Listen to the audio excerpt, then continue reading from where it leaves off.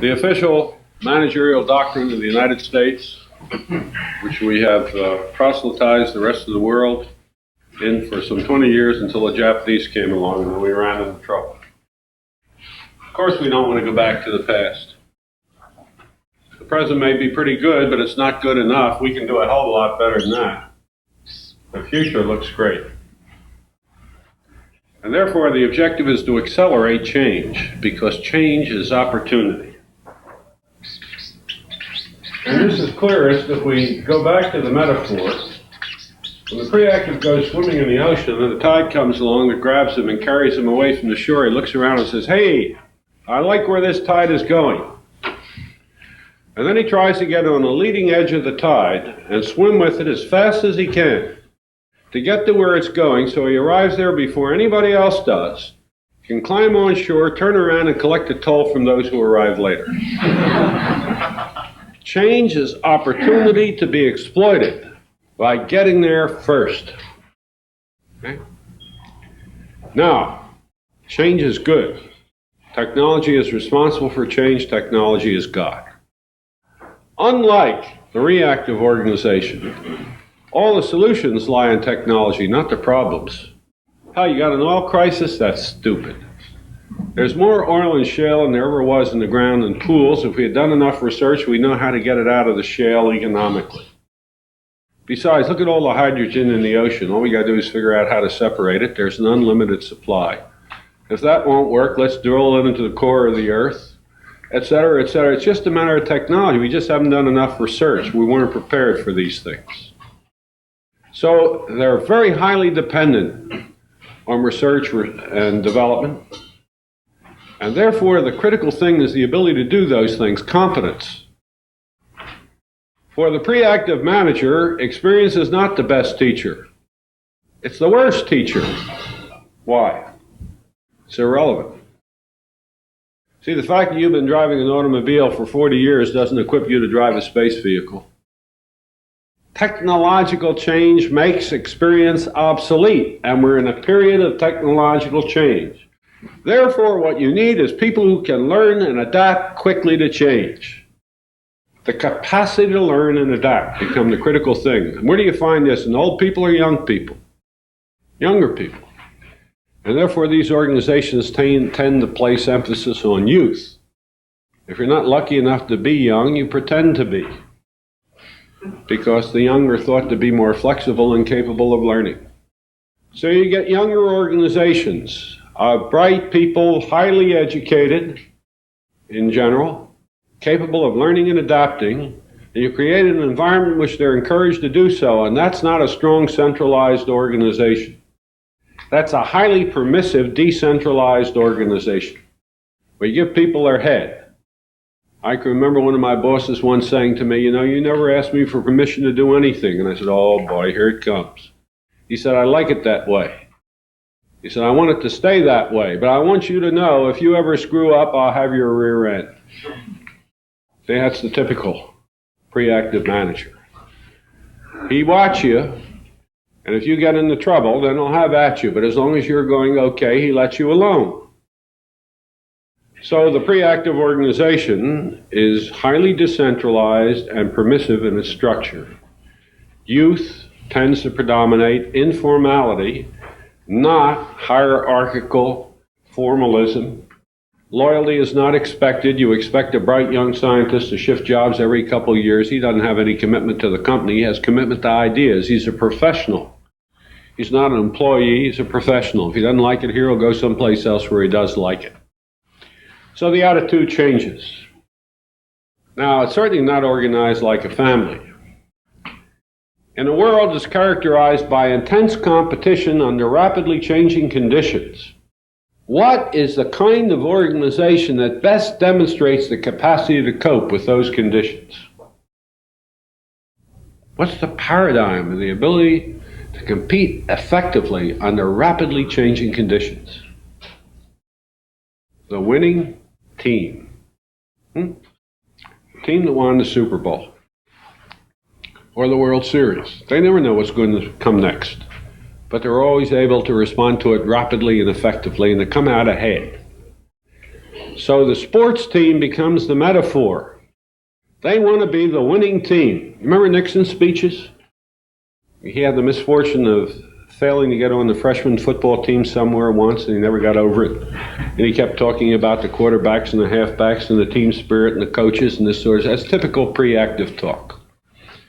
It gets reflected in the very fact that the corporation doesn't usually have a man at the top. It has a team at the top. Team is normally called the executive office or the executive committee or whatever the name is. It's a team that runs the team. It's a coaching staff, not a particular person. Sure, it has a manager, but the managing of the whole is done by a group of people. The management and planning for this organization is almost exactly the opposite of what it is for the reactive. Before we look at how it's done, let's look at what it is. This type of planning essentially consists of two steps: predict the future and prepare for it. It's predict and prepare. This is the basic paradigm of planning used in this country.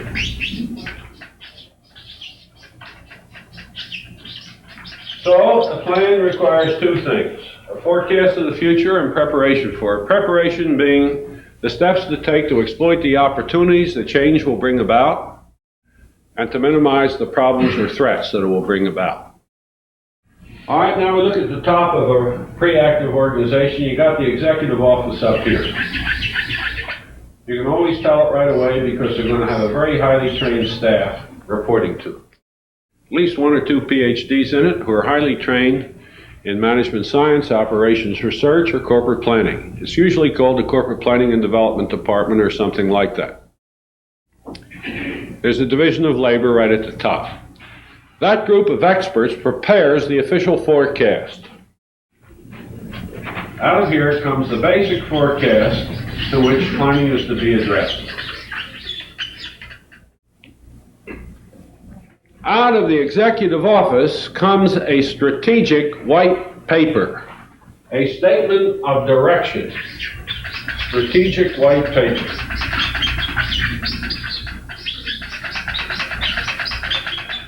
These two basic documents are then passed down to the next level, where they are adapted and modified to suit that level. For example, if you're IBM and you get a corporate forecast of the world market for computers, and you get a strategy worldwide, and now it goes to IBM Japan and IBM Brazil, obviously Japan and Brazil are different. So you have to modify the forecast, but the modified forecast must be compatible with the overall one. And you have to modify the strategy because the competitive situation is different in those two countries. So what you have at each level is a negotiation with the level above to set the strategy and the forecast compatible with the one above it. And step by step, it works its way down through the organization until it reaches the bottom. Planning is top down, not bottom up. It is strategically oriented, not tactically as reactive is. The tactics are left unconscious, just as the strategy is left unconscious in reactive planning. In fact, tactics never appear in the plan. Why not? Each level negotiates its objectives with the higher level. This is called what? Do you recognize that? Called management by objectives, MBO. It's a major activity in the United States today. It's part of pre-active management. You set the objectives. You don't tell the manager how to attain them. That's his job. If he succeeds, fine. If he doesn't, then you got something to say to him. So the plan is an objective setting activity rather than a means selection procedure. Whereas reactive planning is exactly the opposite. It's all means selection with no setting of objectives. Working its way down in this way. Predict and prepare. They're not equally important. One of them is a lot more important than the other. Which one? Prediction. Right. If you predict it incorrectly, it doesn't make a damn bit of difference how well you're prepared. If you predict it correctly, even if you haven't prepared well, you'll be better off than you would have been otherwise. A simple example would be if somebody predicted that today you were going to have temperatures of 50 below zero and a heavy snowstorm, and you were dressed perfectly for it, you'd probably die of suffocation. On the other hand, if they predicted the weather correctly and you got dressed a little too warmly or a little too coolly, you'd be uncomfortable, but nothing serious would happen. So forecasting has been the most discussed topic in American management for the last 20 years. We've created a whole new field to study nothing but the future. What's it called? Futurology. Management will support any effort to get a better view of the future, whether it's the Delphi technique, harmonic analysis, exponential smoothing, autocorrelation techniques, the Ouija board, astrology. It doesn't make any difference. Why? Because the key to effective planning lies in the accuracy of the forecast.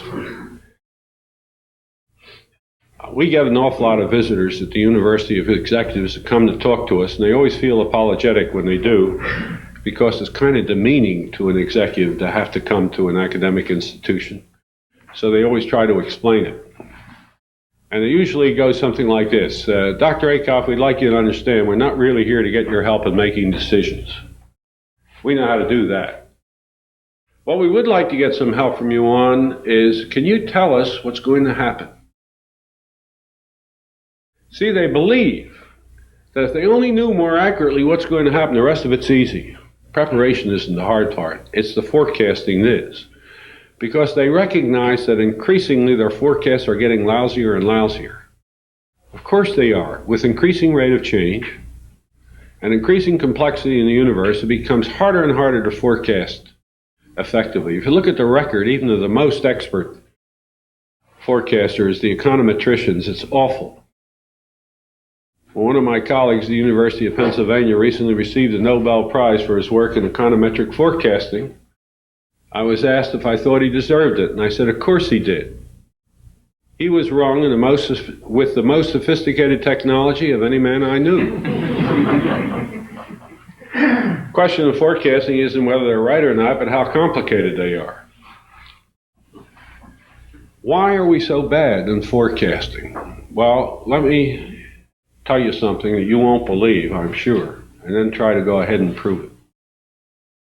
This concept of management is based on a fundamental paradox that American management has been unwilling to face. It's one of the reasons it's in serious trouble. The paradox is this: the more accurately you can predict, the less effectively you can prepare. The better you can prepare, the less need there is for prediction. Therefore, trying to do both is absolute nonsense. Now, let's see why that's so. First, let me give you a smart-ass answer. Suppose you're a God. Now, God is omnipotent. He can prepare perfectly, right? Nothing God can't do. Can you imagine anything sillier than God sitting around trying to forecast the future? Doesn't make any sense, because God can create it. If you can prepare perfectly, that means you can create the future, and there's no need to forecast it if you can create it. On the other hand, under what conditions would you be able to forecast the future perfectly? Well, only if the universe is like Newton said it was. It was a machine that operates with a regularity dictated by the causal laws of nature and its internal structure. But if the universe is a machine, it's deterministic, and there is no such thing as choice. And what does preparation mean without choice? Nothing. In a machine-like universe, which is the only universe within which perfect prediction is possible, choice is not possible, and preparation is choice. Now, I've given this argument to the proponents of pre-active planning, and I can tell you they respond violently with a very sophisticated argument. It goes as follows. Russ, that's a bunch of crap, they say. They say, we don't care about all that metaphysical nonsense. Look, we predict the weather and we don't do it perfectly. We prepare for it and we don't do it perfectly. But we're still an awful lot better off because we do both of them. Now you explain that. And they have a hell of a point. It's a good point. We do predict the weather imperfectly, prepare for it imperfectly, and we're certainly better off because we do. How can we explain that? Well, there is an explanation, and it's extremely important. Here's the weather, and here's us. We take a look out there and bring back some data. Then we process the data, and we come out with a forecast. Using that forecast, we prepare. That's the sequence. That is a very important characteristic of that process. Our preparations have absolutely no effect on the weather. Boom. Now, I know some of you don't believe that. You think if you carry an umbrella, we'll keep it from raining. That's absolutely not true. The weather's going to be what it's going to be, regardless of how you dress or wear or what you do. Okay. Now look at a military organization, a government agency, or a corporation. Take the corporation, which I know best. When they're doing planning, what are they forecasting? They're not forecasting weather.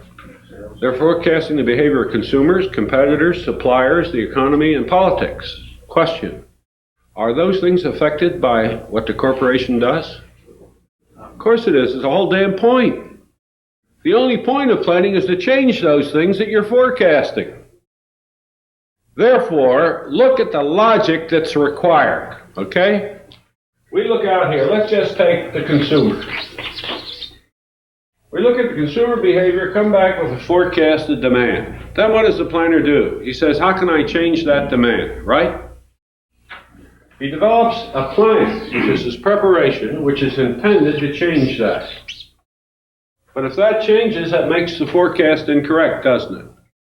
So what you got to do now is get a new forecast, right? If you got a new forecast, you got to adjust your plan.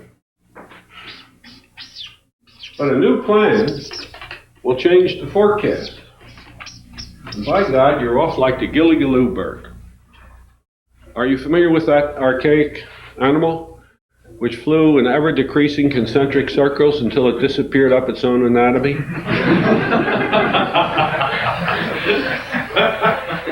This is only the beginning of the difficulty, because you also have to know what your competition is doing. And they're sitting up here forecasting this and producing plans which affect this. So you've got to forecast what they're going to forecast and how they're going to prepare for that forecast and how they're going to change their forecast given that preparation, and so on. And of course, that's all nonsense. We don't do any of that. What do? We act as though the environment of the corporation or the government agency is the weather, namely unaffected by what we do. And that's precisely why the forecast won't work. Because we make an assumption that's absolutely false, namely that our plans will have no effect on what we're forecasting. But the whole purpose of planning is to affect it. Absolute illogicality. Well, there's another way of seeing it. Let me take an easier way. You know, there are literally thousands of books on forecasting. I hope none of you have ever had to read more than one of them. The incredible thing about them is they're all the same. The only thing they differ in is detail. All methods of forecasting essentially reduce to one simple procedure, logically simple. As follows. Suppose we want to forecast the number of people you're going to train next year, okay? Or the sales of a corporation. Doesn't make any difference. The process will be exactly the same. First thing you got to do is get a piece of graph paper. Let me draw two lines on the graph paper. This will be time. You make a tick mark called now. The left-hand side will be the past, always is. The right is always the future. If we want to forecast out 5 years, we can make it a little clearer by putting a dotted line at now and a dotted line at the 5 years out that we want to forecast. Then we plot vertically the variable that we want to forecast, like sales or number of students. Okay, that's all preparation. What's the next thing we always do? Plot the past. Every method of forecasting starts by plotting the past. The next thing that is done in every method of forecasting is absolutely identical. There are differences only in detail. What do we do next?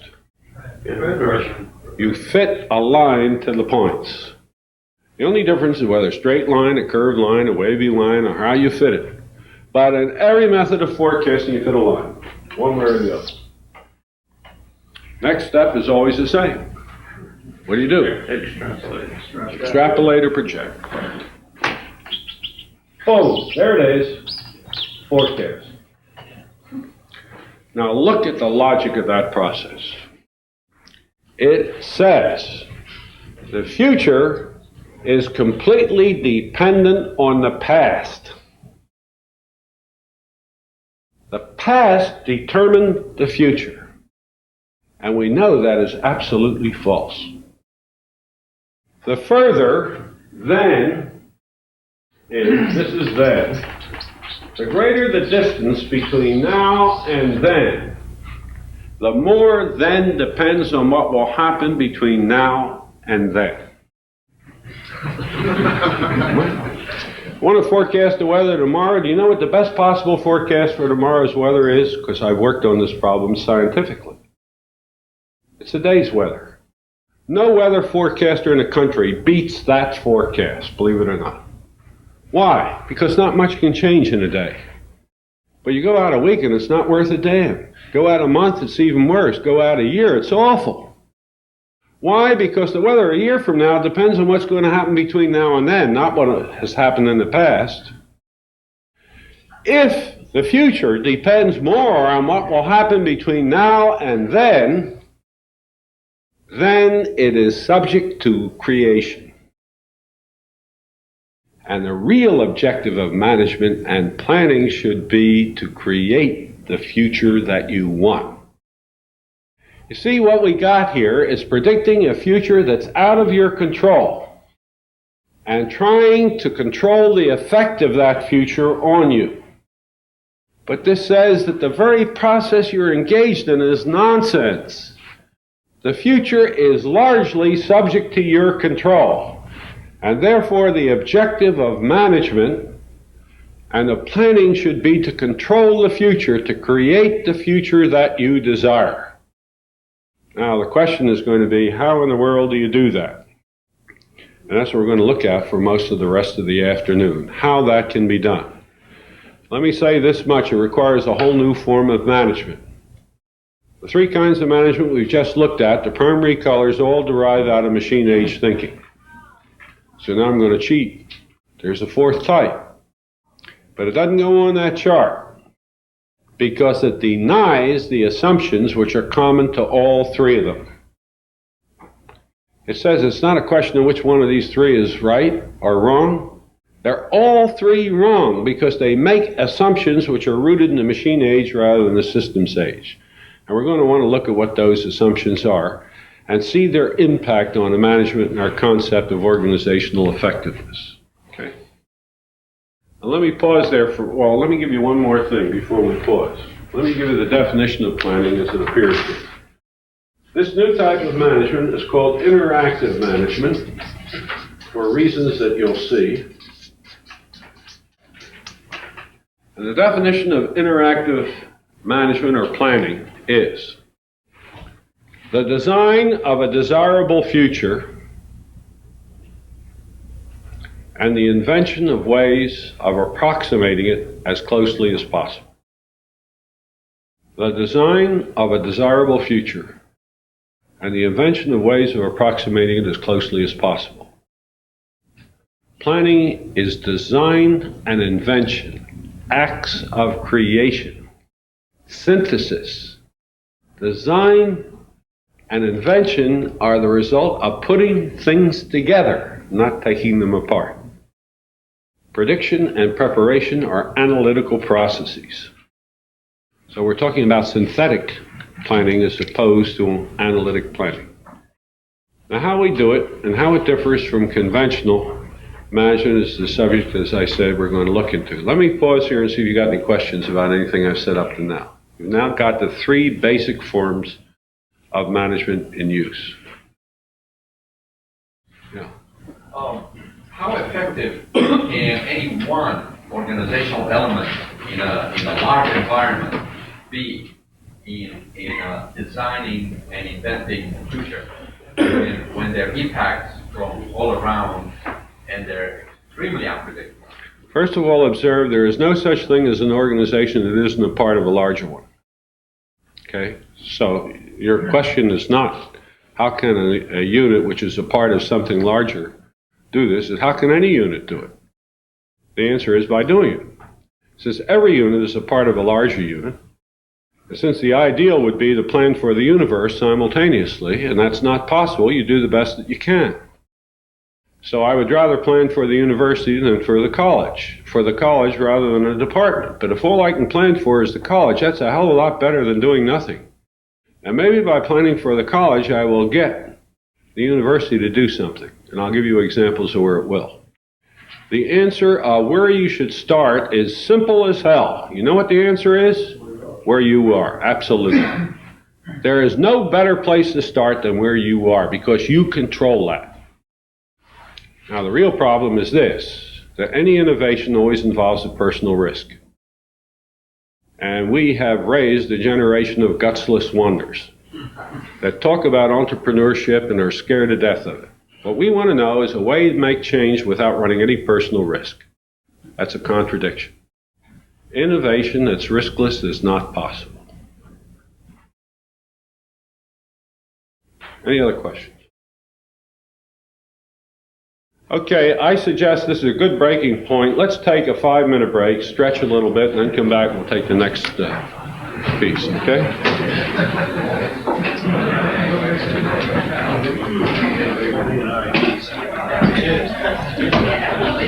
Now, we have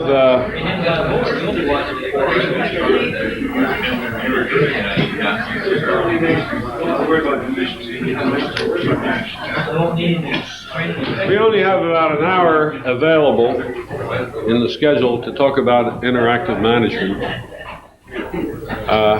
Currently, in the introductory course at the graduate level, it goes 2 semesters.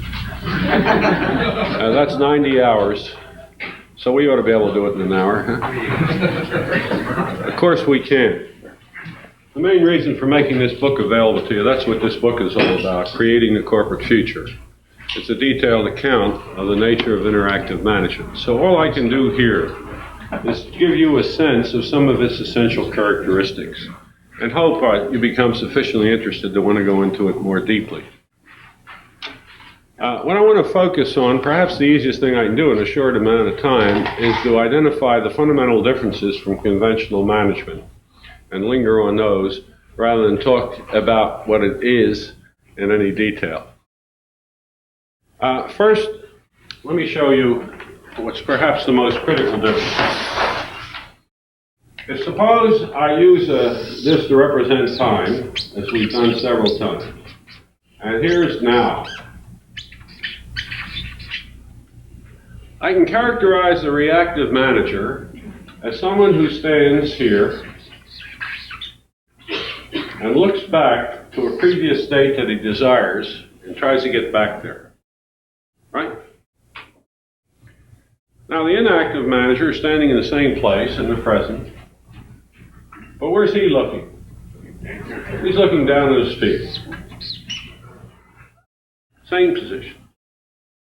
The preactive manager is doing what? He's standing at the same place, but he's looking the other way. He's looking out this way and saying, how far can I get out there? Right?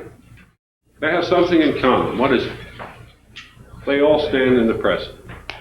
So the first thing we're going to change is say that effective management cannot stand in the present. Well, where the hell do you stand? Where do you stand? In the infinite future. In the infinite future. Now that sounds puzzling.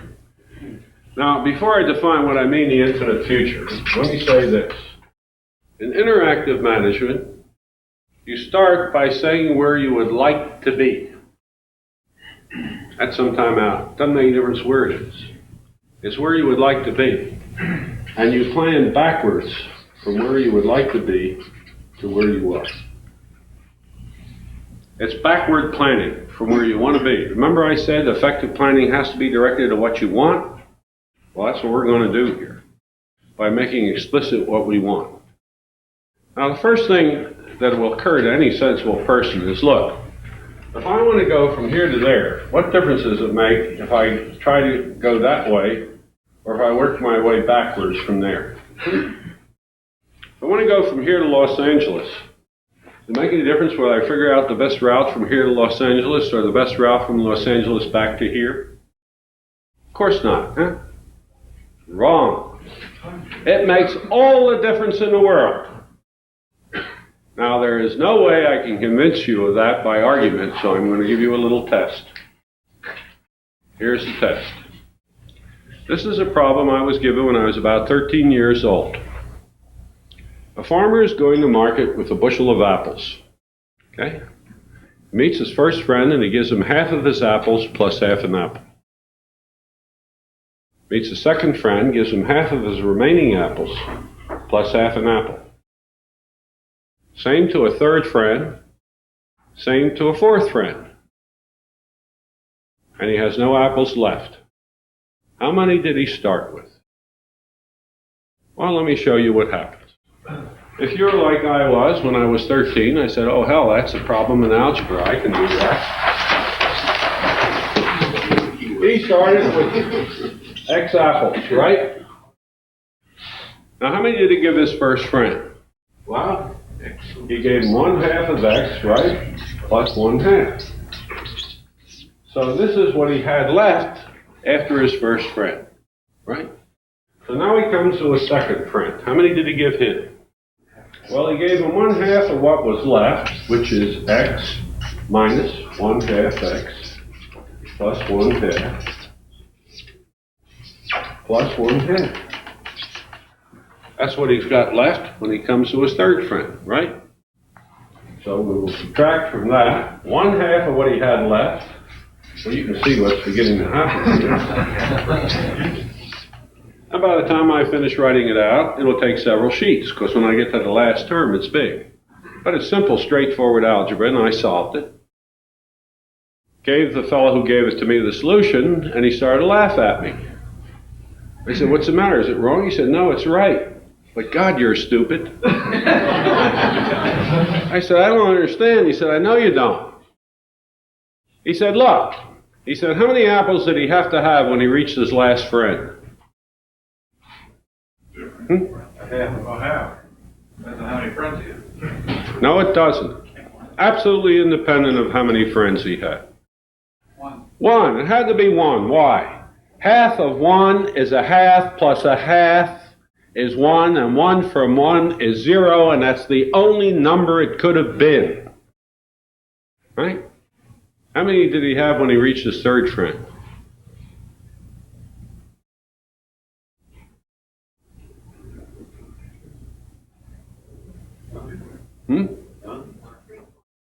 He wouldn't have had one left when he reached his fourth friend. 3, right. Why? Half of 3 is 1.5, plus a half is 2, 2 from 3 is 1. Well, you ought to have it now. How many did he have when he reached the second friend? Not 5, no. First time you're wrong. 7. Half of 7 is 3.5, plus a half is 4, and 4 from 7 is 3. How many did he have when he started out? Well, you got 1, 3, 7. You see the series? 15, of course. Half of 15 is 7.5, plus a half is 8. 8 from 15 is 7. 20 seconds to do it backwards. Why? When you do it frontwards, you have to consider an infinite number of possibilities. That's what the X is. X can take on any value. When I do it backwards, there's only one possible number you could have ended up with. And I work my way backwards, there are only 4 possibilities versus an infinite number. Now there's another reason why planning backwards is necessary. It's not only simpler because the number of alternatives you have to consider is fewer, but you will see that for reasons I will show you, when you stand here and say, how far out can I get? What you see are all the obstructions of moving from where you are towards what you want. And so you're lucky if you can find a way to get to there. But once you look at where you want to be, and you ask, how do I have to modify that the least possible amount so I can get there? You say, how far back from here do I have to come in order to make it feasible? And you wind up over here, and that's the difference. Now, what's this all about? The fundamental idea that lies in interactive management is an adaptation of an idea that I wish I could claim to have invented, but I didn't. I stole it from Bell Telephone Laboratories. I was very fortunate in my youth in 1951 on an incredible accident that occurred to me. I had just joined Case Institute of Technology as a member of its faculty. And very shortly after I got there, I got to know quite well the chief recruiter from Bell Telephone Laboratories in Murray Hill. They had a regular recruiter at Case Institute who came out every month to talk to the faculty and students to make sure they got our best graduates. Their recruiter was a young fellow my age who was a Rhodes Scholar, a PhD in physics, who was head of a very small department of the laboratories called the Microelectronics Laboratory in those days. His name was Peter Myers. He and I became good friends. We started to do some work together, not in physics, I can assure you. It turned out to be quite convenient. Every month when he came out to Case, he would spend the weekend with me. And at least once a month, I'd have to go to New York. We were doing work in those days. I hate to say this word now, but we were doing work at that time for Union Carbide. So I would get to New York, and Murray Hill is just 30 miles out of New York, and I would go over and spend a day or two with him. So we got a lot of time together. Now, I was scheduled to spend the Wednesday with him because that Thursday and Friday I had to be in for a meeting at Union Carbide. It happened on the Tuesday preceding that Wednesday. In the morning, I got a phone call from the company saying an emergency had arisen. Could I quickly get into New York? So I grabbed some clothing, hopped a plane, got to New York early in the afternoon. Had the meeting, was done, went out, found a hotel room, got up early the next morning, rented a car, and drove to Murray Hill, New Jersey, and got to Pete Myers' office about 8:45. He came in about 10:09. Now, Pete Myers was one of the calmest, most phlegmatic people I have ever known. He was just a marvelous person. But he came in that morning mad, and it's the first time I'd ever seen him angry. He didn't say good morning. He said, "Where the hell were you last night?" I said, "I was in New York." He said, "I know that, stupid. I called your office. Where were you in New York?" And I said, "At such and such a hotel." He said, "Why didn't your office know about it?" So I explained that I'd gone in under an emergency conditions. I didn't know where I was going to stay until late in the evening, and so on. But I said, "Pete, what's the matter? What are you all upset about? This isn't like you." And then he calmed down. He said, "Russ," he said, "I'm sorry."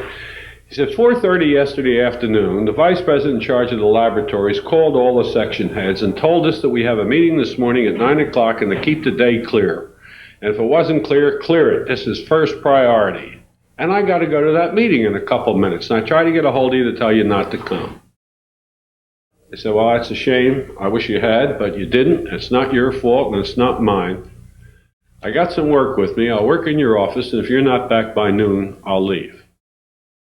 Well, he said, "I knew you'd do that, but I just feel awful." I said, "Well, there isn't a damn thing we can do about it. You're about 3 minutes before your meeting. You better get going." So he turned and started to walk out of the room, and he stopped in the doorway and turned around. He said, "Wait a minute." He said, "Why don't you come with me?" I said, "Hell, I can't go to the meeting with you. I'm not a section head." He said, "Russ, they'll never know the difference. Come on." I said, "Yeah, but maybe they will, and that'll cause you a great deal of embarrassment." And he stopped me. He said, "Wait a minute." He said, "We won't sit together, so if they catch you, I'll pretend not to notice." I said, "Well, it isn't going to embarrass me because they can't do a damn thing to me." "Sure, I'd like to see what one of your meetings are like." So he said, "Come on," and I went. Now we went down the hall and came to a room. There was a small classroom. It's a rectangular room set up like this, with a platform at the end, one step up, the podium in the middle, and the big blackboard across the back. 2 rows of seats with a center aisle. It held about 40 people, and the room was filled, almost. But we were lucky as hell, because when we entered the room, These two seats were empty, on the back row separated by the aisle. Couldn't have been more perfect, so we took them. We were obviously not sitting together, but we could talk to each other if we wanted to. Now, the VP wasn't there yet. So everybody in the room was chit-chatting, and pretty soon they began to look at their watches. It was 10 after 9, and he wasn't there yet. At the back of the room, the door that led to the room was on one of these pneumatic things, automatic closing devices, so that whenever the door opened, you got a squeak and you knew it. And sure enough, the door opened and it squeaked, and everybody turned around to see if it was him, and it was.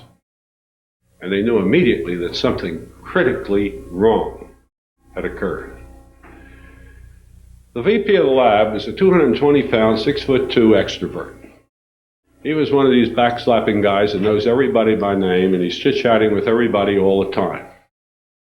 And he looked as though he were in a state of shock, as though he had just gotten word his wife had been killed, or a kid had fallen off the roof, or the house had burnt down, something like that. You didn't know, but he was clearly in a terrible state. He was looking down at the floor, hunched over instead of his usual straightforward approach. He came down the aisle very slowly without talking to anybody, and that room was absolutely silent. As he came down the aisle, came around, got behind the podium, leaned on it with his elbows, holding his head, and just stood there silently. And God, it was really excruciating for everybody in that room. What the hell was wrong? And then he looked up, and I quote him exactly. He said, "Gentlemen, the telephone system of the United States was destroyed last night." And then he looked down. Well, the room broke out into a hubbub. We knew damn well it hadn't been destroyed last night. Hell, I'd used the phone that morning, and a lot of the other people had. So they said, "You know, what the hell's up? It's either a trick or he's off his rocker." Now, it didn't look like a trick. This guy looked ill. So the conclusion was he's probably off his rocker. We don't know what happened, but we better not report it yet. We don't have enough evidence, especially when it's your boss. So the room quieted down. Then he looked up again and he sighed. And I quote him exactly again. He said, "I know what you were just saying to each other. You were saying you used the phone this morning, weren't you?"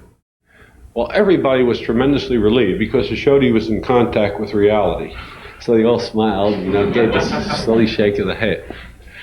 And then he straightened up, and he literally shook with rage. And he yelled at us, "God damn it! I told you the telephone system in the United States was destroyed last night. And you better believe it. Because if you don't by noon, you're fired." And then he looked down again, and I'll tell you, the hubbub really did break out, because it was clearly no trick. But it's a little dangerous to go calling the psychiatrist or the police at this point. And since he wasn't doing anybody any physical harm, they decided to wait it out a little bit, so the room calmed down again. Then he looked up, glared at us, and suddenly broke out into a great big grin, straightened up, and he looked absolutely normal. And it was like puncturing a balloon. All the pressure went out of the room. It was a trick. How in the world he pulled this off, I will never know. But it was incredible what happened in that room. And he looked at us and he said, "Okay." He said, "What was that all about?" He said, "I'm going to tell you. But before I do, I want to make two things absolutely clear." He's absolutely normal now, okay? First, the telephone system in the United States was destroyed last night. Second, you better believe it, because if you don't by noon, you're fired. He said, "Now I'm going to go on from there." And let me tell you, he had the attention of that group. He said, "About a month ago, I was reading in a journal that the Bell Telephone Laboratories are the best industrially based scientific laboratories in the world." He said, "I don't argue with that. I accept that. That's a matter of fact." He said, "But it did occur to me to ask why."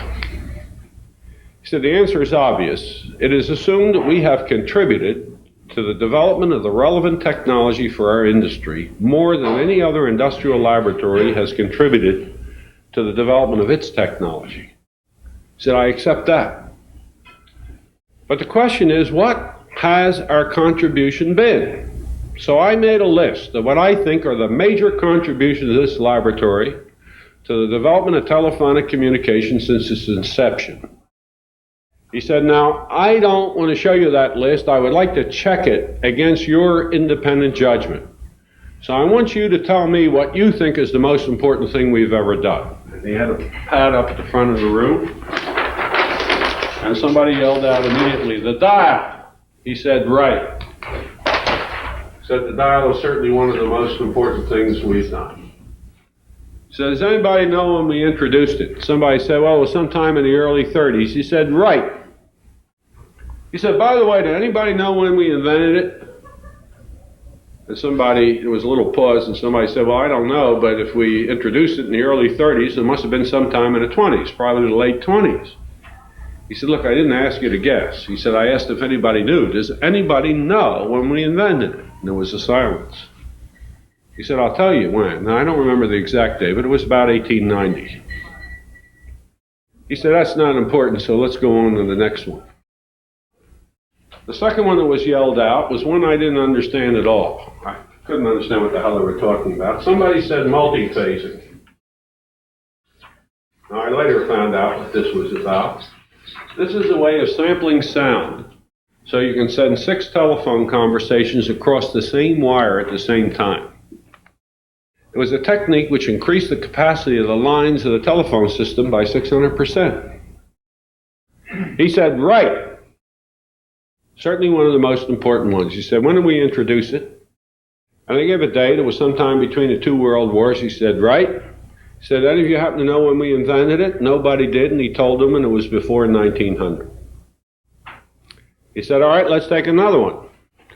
The third one that was called out was the coaxial cable. The cable across the Atlantic. He said, right, you've now got my top 3. Same 3 I've got. He said, when did we introduce that? And I remember the date on that. It was introduced in 1882. Then he stood back and he said, now, gentlemen, doesn't this strike you as odd?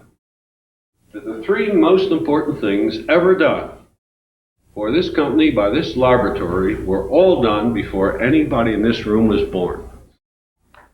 What the hell have you guys been doing?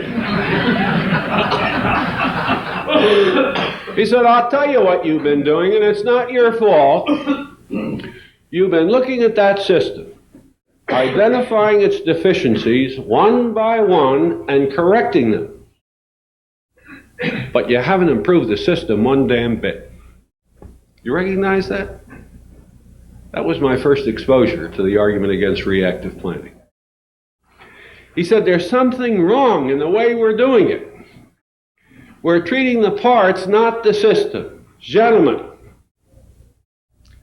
the telephone system in the United States was destroyed last night, and we're going to spend the next year reinventing it from scratch.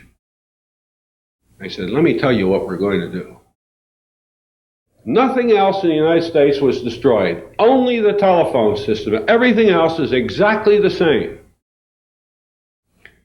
We are going to design the system we would use to replace the existing system with right now, if we were free to do it. Not in the year 2000.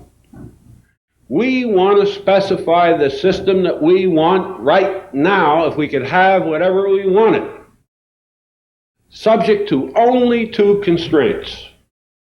First, the system we design is going to have to be technologically feasible. He said, I don't want any science fiction. And then he went on to explain, and he used a beautiful example. He said, for example, you can't assume that neighbors will talk to each other with mental telepathy. So we don't know how to control that. He said, however, we don't have a communication satellite either. But we know we can have one, and we're going to, and therefore you can use that in your design. We spent an hour exploring the meaning of technological feasibility, and when we thought we had a shared understanding of it, he said, okay, let's take the second criteria. The design we produce must be operationally viable. And he smiled and he said, now what the hell does that mean? He said, first, let me tell you what it doesn't mean. It does not mean that it must be a system we can get to from where we are. He said, that's irrelevant because we're nowhere. The system doesn't exist. What it does mean is we must be able to show that the system we design, if it came into existence, would be able to survive in the current environment. Therefore, it must meet the law, it must meet financial obligations, the requirements of the stockholders, and so on. We then spent an hour discussing what that meant. Now we're about 11:30, and boy, he had an excited group. He said, now, here's the way we're going to organize to do it. He said, this is too big a group to use as a single team, so I'm going to break you up into sub-teams. And each team is going to have a subsystem. He said, that worries me. Because I'm going to break you up into 6 teams, and I don't want 6 designs at the end of the year. I want one design of the whole system. Therefore, each team will select a leader. I don't care how you do it and how often you change it, but those leaders are going to meet once a week, discuss the activity of their teams, and make sure they're coordinated and integrated. And if at any time they deem it necessary, they'll bring the teams together to meet together. But at the end of the year, I want one design of the telephone system. We discussed that for a while. And then he started. He said, I don't believe in any of this fancy organization theory. Here's the way we're going to do it. The first 6 of you, 1, 2, 3, 4, 5, 6. You're the long line team. Long lines is the connection between cities. So the next 6 of you, 1, 2, 3, 4, 5, you're the short line team. You're intra-city. Next 6 of you are the switching. And he worked his way back to there. And then he said, the rest of you will redesign the telephone. And there I was on a team. Not only that, but I was on the same team as Pete Myers. And the meeting ended just about noon. The team immediately met at the back of the room. Pete Myers introduced me as a ringer. The other guys laughed like hell. They thought it was funny. And they said, well, we don't mind. If you want to participate, you're welcome to. And that was unfortunate because I spent most of the next year there instead of where I should have been, working back at the university. We agreed that we would meet that afternoon at 1:30 to get things started. So after lunch, we came back to this little room, sat around a table, had a pad in the room, and said, no, how the hell will we start? We got the telephone set, the actual telephone. What do we do? Somebody said, well, why don't we start by making a list of all the things that are wrong with the telephone? And somebody else said, don't you realize exactly what we've been doing? Furthermore, if we take literally what he said, the telephone system doesn't exist, it doesn't have any deficiencies. Because a non-existent thing doesn't have deficiencies. And somebody else said, well, suppose it really didn't exist, how would you start? And somebody else said, well, that's like building a house. If you decide you want to build a house, what do you do when you go see an architect? And I said, I can tell you that. What you do is you write a set of specifications. They said, what specifications? I said, those are the things you want.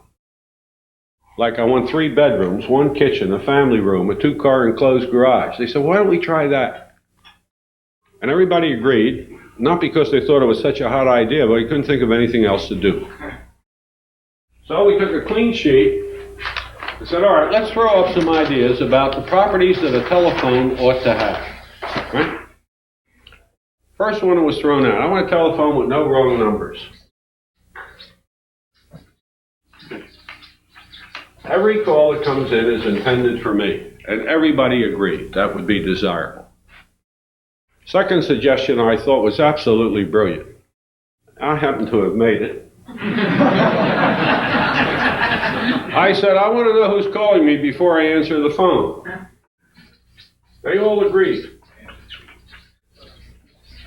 Third suggestion was, I want a telephone I can use without hands. No hands. Everybody agreed.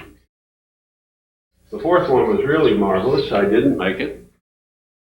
One of the members of the group said, I'm tired of going to the telephone when it rings. I want it to come to me. Well, we were getting warmed up now. We went on for about 2 weeks. We didn't meet every day. But we wound up with a list of 92 of these properties. And wasn't a disagreement about a single one of them. Agreed on every one of them. But eventually we ran out. So now we sat there and said, what do we do now? And one of the members of the group said, why don't we take the first item on the list and see if we can design a telephone that would have no wrong numbers. Now at that point, I made a very serious personal error. See, I'd once taught logic. And I thought I had a special skill that was of value to the group, and I tried to use it. I said, now you realize, of course, there are two kinds of wrong numbers. One is when you have the right number in your head and you dial it incorrectly. And the other is when you have the wrong number in your head and you dial it correctly. And the same system probably won't eliminate both. One of the members of the group immediately said, yeah, but suppose you got the wrong number in your head and you dial it incorrectly and get the right number.